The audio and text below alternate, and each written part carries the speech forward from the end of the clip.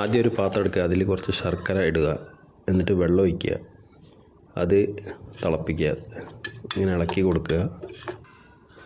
എന്നിട്ട് ഒരു fry pan എടുത്തിട്ട് അതിൽ നെയ്യ് ഇടുക, കടല ഇട്ടിട്ട് അത് ഫ്രൈ ആക്കി എടുക്കുക.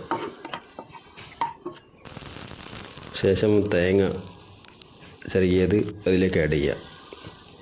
ഒരു മീഡിയം തീയിൽ ഇളക്കി കൊടുക്കുക. കളറ് മാറി വരുമ്പോൾ അതിലേക്ക് അവിൽ ഇട്ട് കൊടുക്കുക. ഇപ്പോൾ തീ ഓഫ് ചെയ്യണം, അല്ലെങ്കിൽ അവിൽ കരിയും. ശേഷം നമ്മൾ ശർക്കര ലായനി അതിലേക്ക് ഒഴിക്കുക.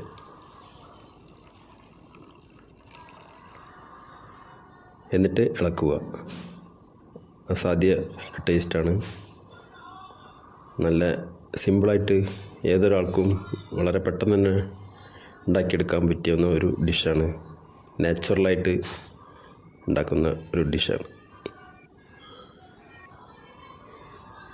അടിപൊളി ടേസ്റ്റാണ്. എല്ലാവരും ഒന്ന് ട്രൈ ചെയ്യൂ.